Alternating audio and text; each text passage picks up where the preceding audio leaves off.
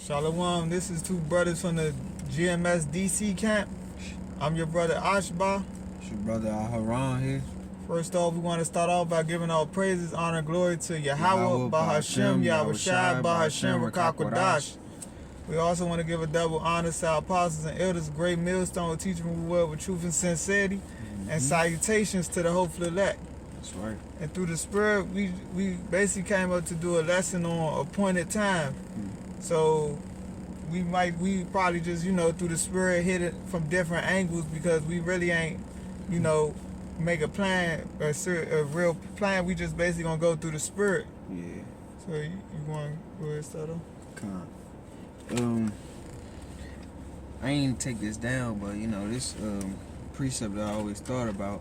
This Haggai 2:9, it says, "The glory of this latter house shall be greater than of the former, saith the Lord of hosts, Yahweh bahasham Yahawashi, and in this place will I give peace, saith the Lord of hosts." So, just starting with that is just understanding that, better is to come. So the topic is the appointed time. The things we're going through right now is just for a small moment, and once it passes over, the Lord is going to crown us, with the crown of life, which leads into immortality, all the other things that we are seeking forth to. The land dwelleth in righteousness, and we seeing our big brother come back and restore the righteousness upon the land. So, that just was a point that I wanted to pull out. But until then, this is what we will be doing, This is Habakkuk chapter 2 and verse 1. It says, "I will stand upon my watch and set me upon the tower and will watch to see what he will say unto me and what I shall answer when I am reproved. And the Lord answered me and said, Write the vision and make it plain upon tables, that he may run that readeth it." So what we're doing is we're taking in all the wisdom and understanding that shall be the stability of our time. Because right now it's only appointed time to hear the prophets and the apostles and the elders bringing out these words. It comes down to a time where the famine of the word kicking. And the land shall be burned through faith. But right now, we stand upon our watch, presenting our bodies as living sacrifice like the Lord asked us to, and we make it plain upon tables so the ones that are listening, whether they learn by, the epistles, whether hearing these lessons and things of that nature, that's how the words of Yahweh bahasham Yahawashi is being pushed across the four corners of the earth. So to end this off is verse 3, Habakkuk 2 and 3. It says, "For the vision is yet for an appointed time, but at the end it shall speak." And right now is that time that the Lord is speaking on. His words are being bought out for edification's sake. But at the coming of Yahweh bahasham Yahawashi, every man that said and didn't believe, man and woman, if they didn't believe, like Romans 3 go into, he's going to show forth that every man was a liar and Yahweh bahasham Yahawashi was true. So it says, Habakkuk 2 and 3 says, "For the vision is yet for an appointed time, but at the end it shall speak and not lie. Though it tarry, wait for it, because it will surely come, it will not tarry." So though it takes a little time for, righteousness to be restored, it takes for all the prophecies to come to pass. And in your mind, you think it's taking long, but truly in actuality, it hasn't been that long in the eyes of Yahweh bahasham Yahawashi. But you got it, bro. Yeah, like it says in 2 Peter 3 and 8, one day to the Lord is 1,000 years to us. But yeah, ultimately it's an appointed time for everything, whether it be the big prophecies that we waiting for to come to pass, like the pushing of the MOTB, which is the charagma, and also like the Malak said earlier, our big brother YAHAWASHI returning, cracking them clouds to the. But everything, like I said, everything has a appointed time. Even the small things that happen, whatever goes on throughout your daily life. I'm gonna grab Ecclesiastes chapter 3. I'm gonna start at verse 1. It says, "To everything there's a season, and a time to every purpose under the heaven. A time to be born, and a time to die. A time to plant, and a time to pluck up that which is planted.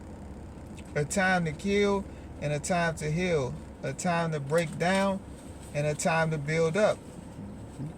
And pretty soon it's going to be a time to, break down Esau's Edom kingdom.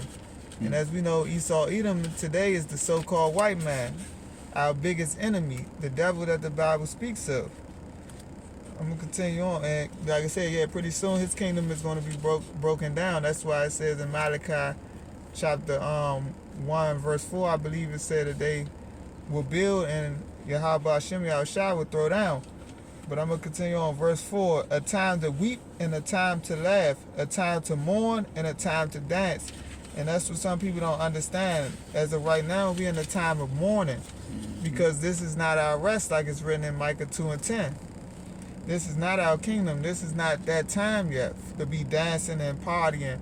Of course, we're in the flesh, so we're going to have times when we, let loose a little. But this ain't the time to act as if we have the kingdom established right now. Verse 5, "A time to cast away stones and a time to gather stones together. A time to embrace and a time to refrain from embracing." And pretty soon for some brothers, it's going to be a time to refrain from embracing, our loved ones, because majority of our people are not going to receive it. Like the scriptures say, 2/3 are going to be cut off and die. So that can include, loved ones, co-workers, etc. A time to get and a time to lose, a time to keep and a time to cast away. And that's what we got to understand. We're going to have to cast away some things. Like I said, you might lose your house. But like the scriptures say, remember Lot's wife. And like the Quran said at camp the other day, he said, remember Esau's ass. Basically, because Esau, he was so pressed to, he was so eager to eat that he gave away his birthright. But I'm going to continue on. It says, "A time to rend and a time to sow, a time to keep silence and a time to speak." And that's what some people need to understand. It's time to keep, you don't always got to, speak what's on your mind, especially when you around, people that's higher up than you. Because like the scriptures say, it's, I'm not sure exactly where it's at, but it's basically saying like, you saying you'll be more wiser sometimes if you just stay silent. The less you speak, the more wiser you may look. Instead of spewing out, something that may be wise at the wrong time. Verse 8, I'm gonna finish off. It says, "A time to love and a time to hate, a time of war and a time of peace." So like that's basically what it boils down to. It's a time for everything. And everything is in the will of YAHAWASHI. And that's what people must understand. We're not on our time. This is the Lord's movie. And that's the real, blessing with having this truth, because YAHAWASHI's ways are different than our ways, So this is Isaiah 55 and 8. And it's gonna go into the point how you say, like, once the Lord puts something out there, it's gonna come to pass, So this Isaiah 55 and 8, I'm gonna start at that point. It says, "For my thoughts are not your thoughts, neither are your ways my ways, saith the Lord. For as the heavens are higher than the earth, so are my ways higher than your ways, and my thoughts than your thoughts." So the way that the Lord, YAHAWASHI is thinking is way above, the ways of man. So having his thoughts being revealed unto us, is a blessing, and it's only for a point in time where you'll be able to receive this word, and you will be hoping that you will have that mark of exemption, because everybody else is going to be destroyed. And you know, the Lord's word is being pushed out for a specific time period. And the thing is, you know, it's for the betterment of yourself and for the Lord, you know.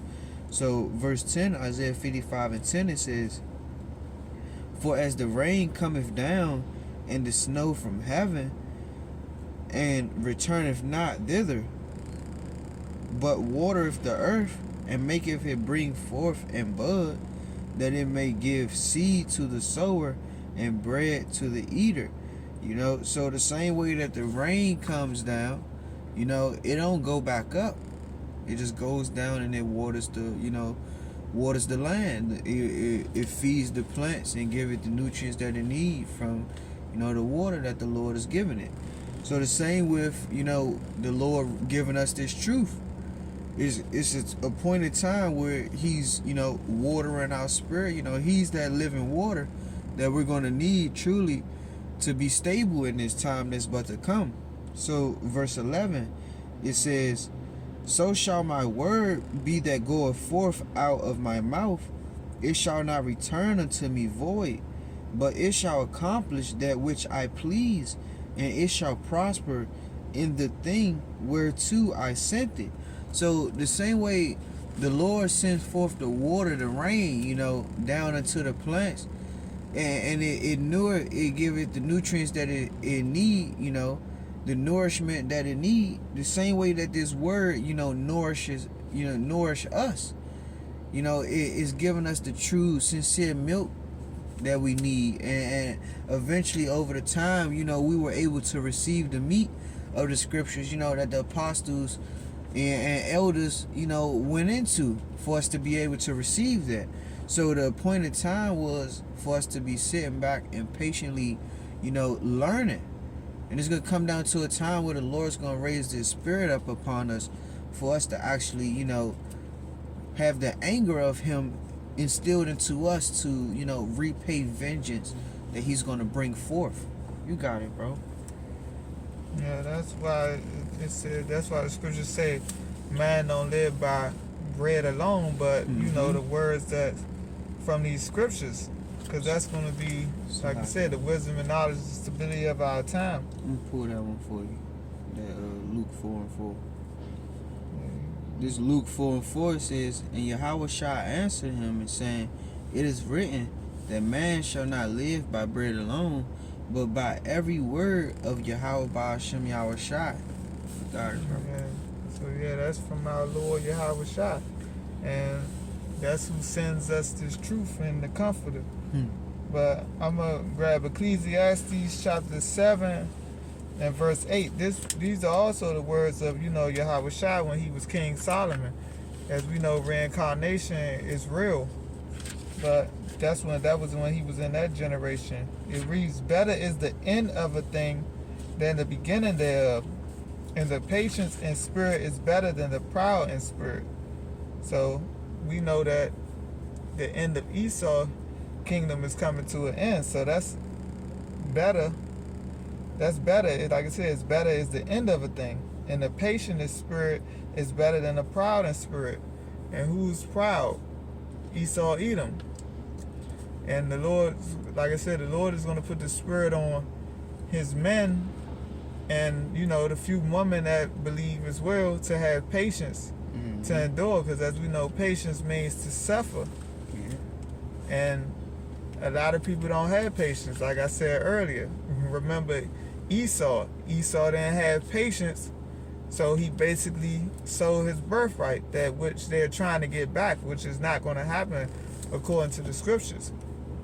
And like we say also, that's how you could tell this is Esau, Edom's kingdom, because everything is fast paced. You know, they want everything quick. Uber Eats, microwaves, fast food restaurants, things of that nature. It's like clear signs to show whose kingdom this is.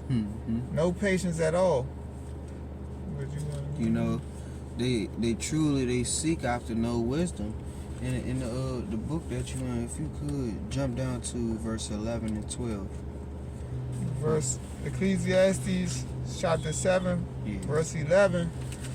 It reads, "Wisdom is good with an inheritance, and by it there is profit to them that see the sun. For wisdom is a defense, and money is a defense, but the excellency of knowledge is that wisdom giveth life to them that have it. You know? So the true thing is to truly have that, you know, the Lord giving us a grace period to receive the wisdom and knowledge that shall be the stability of our time. And people would rather receive the money, you know, the basis of this world, you know, and that's going to get them into that true hour of temptation, you know, where they're going to receive, you know, the way of the world. You know, they're going to accept any wickedness that these so-called people that rule over us in this world, you know, push forth. Because they would love to follow the multitude, you know. It wouldn't matter to them because, you know, they seek after the wickedness of this world. But the Lord, you know, He's the one that put us into remembrance, you know, to humble down and receive with meekness the engrafted word, which is able, you know, to save our soul, you know. But that's just something that to take and understand, and to have that grace period is that appointed time for us to be able to call back into remembrance and repent unto the Lord. You know, ask for forgiveness for the things that we had, you know, made mistakes from. You got it, bro. Yeah, and that's why we also tell, you know, the Esau, Edom, and the heathen, they should live it up. Because this is, like I said, this is their kingdom. But as we know, it's coming to an end. But ultimately, they don't have no power. The power was given into their hands. Mm-hmm. Like it's written in Job 9:24, it reads, the earth is given into the hand of the wicked. He covereth the faces of the judges thereof. If not, where and who is he? And as of right now, the Lord is waking up the people in the world to understand who this wicked is. Because it's clear as day, based on how you see what's going on in the media, how these devils are just, you know, getting sloppy with their words. It's not making sense. And a lot of people are starting to wake up. But as we know, some people are not going to fully wake up and just have to be destroyed because they're not going to receive the wisdom, knowledge, and understanding that the Lord has given to the elect people to receive. That's why this is for the elect. As of right now, we're the hopeful elect. And we pray that YAHAWASHI keep the spirit on us to endure to the end, because as we know, a lot of people are going to die death by pain. And that's basically leading up to and during the time when World War III kicks off and YAHAWASHI returns. But to go with that Job 9:24, I'm going to grab 2nd Esdras chapter 6, and I'm going to start at verse 7. It reads, then answered I and said, what shall be the parting asunder of times, or when shall be the end of the first and the beginning of it that followeth? And he said unto me, from Abraham unto Isaac, when Jacob and Esau were born of him, Jacob's hand held first the heel of Esau, for Esau is the end of the world, and Jacob is the beginning of it that followeth. And we understand, like I said, Esau is the end of the world. So, like I said, this is his kingdom. And Jacob, which Jacob got his name changed to Israel, which today consists of the so-called Negroes, Latinos, Native Americans, and the Israelite foreigners that look like heathen but are not heathen, because their father's seed line traces back to one of the 12 progenitors of the 12 tribes of Israel. Our kingdom is coming up next in this appointed time. Like I said, that's the whole basic point, that everything is an appointed time of YAHAWASHI. This is the book of Amos, chapter 9, and I'm going to start at verse 8. It says, behold, the eyes of the Lord, Yahawah, bahasham YAHAWASHI, are upon the sinful kingdom, and I will destroy it from off the face of the earth, saving that I will not utterly destroy the house of Jacob, saith the Lord. So, even though, you know, the Lord is bringing forth destruction upon the land, he's letting it be known that he's not going to destroy the whole, the whole kingdom. In Zechariah 13:8, it speaks on how 2 parts shall be cut off and 1 part shall be left therein. So understanding that, 2/3 of our nation, 66.6% of our people, will not hearken unto the Lord until they see destruction, happening. And then there'll be, oh Lord, oh JC, they'll be calling on to all their powers, and the Lord won't answer it. And it just will be that. But to continue on, in the Amos chapter 9, verse 9, it says, for lo, I will command, and I will sift the house of Israel among all nations, like as corn is sifted in the sieve, yet shall not the least grain fall upon the earth. So the Lord, he has this time period right now where, he's sifting the house of Israel. He's separating the holy from the wicked, and we see that, we understand that. But it's people out here that won't be able to understand those things because they hear it, but they won't be able to understand it. Like the Lord said in Isaiah, chapter 6. So I'm gonna grab that one time. The Lord said that they will. This Isaiah 6:9. It says, and he said, go and tell this people, hear ye indeed, but understand not, and see ye indeed, but perceive not. Make the heart of this people fat, and make their ears heavy, and shut their eyes, lest they see with their eyes, and hear with their ears, and understand with their heart, and convert, and be healed. So this appointed time right now is the time period where we are able to convert back unto Yahawah, bahasham, YAHAWASHI, which is our true living power, and not professing, the ways of this world that they have pushed upon us all our lives, man. They didn't give us the opportunity to know who Yahawah, bahasham, YAHAWASHI is. But having this time period now, it should be in all acceptance to, take on hold of what truly we are, blessed to be able to receive again. What you got it, bro? Yeah. I'm gonna grab Sirach or Ecclesiasticus chapter 10, and I'm gonna start at verse 4. It reads, the power of the earth is in the hand of the Lord, and in due time he will set over it one that is profitable. So like I said earlier, the Lord controls all. And like the scriptures say, in due time he will set over one that's profitable. And that's going to be, the rulership of the Israelites. Because as we know, when the wicked are in rulership, the people mourn. And like I said, we're in mourning right now. And right now, one that's not profitable is on top, which is, like I say, Esau, Edom. That's why the world is basically going down the drain as far as in, like we see the animals and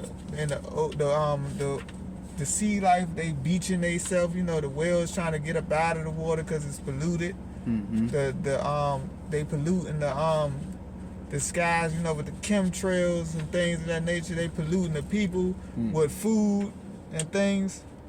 But I'm gonna jump down real quick to grab this one. It says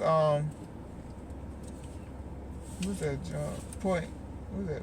Oh, verse 10 and verse 8. I keep saying 10. Because of unrighteous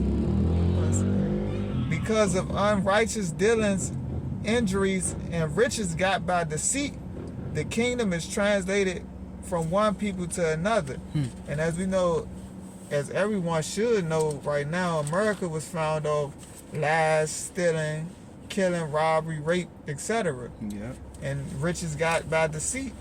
And that's common sense right there. So eventually the Lord is going to have to destroy this kingdom, and that's what's going to happen according to the scriptures based on prophecy. And as we know, the spirit of Yahawah, bahasham, YAHAWASHI is the spirit of prophecy. This is to land back off what you were saying, how what America based off, this is Nahum chapter 3 and verse 1. It says, woe to the bloody city, it is all full of lies and robbery. They pray, departeth not. The noise of a whip and the noise of the rattling of the wheels, and of the prancing horses, and of the jumping chariots, you know. So these people, you know, they still pushing forth our captivity right in front of our face, you know. They built the land off of, you know, putting our people through captivity and you know, harming the Lord's people just to build up this city that we're in. But truly, in actuality, it's built off of wickedness.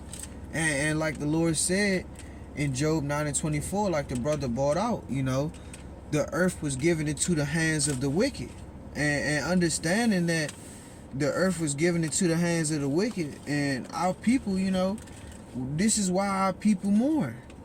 You know, this is why the people is mourning. So this is Proverbs 29 and verse 1. I'm going to start at 1. It says, he that being often reproved harden his neck shall suddenly be destroyed, and that without remedy. You know, like, they don't care about what is going to happen unto them, actually, you know, because if that was the case, they would fall in line to righteousness. You know, they don't have no what is it called, but like the feeling inside them to want to do right. You know, they'd rather do wickedness over righteousness.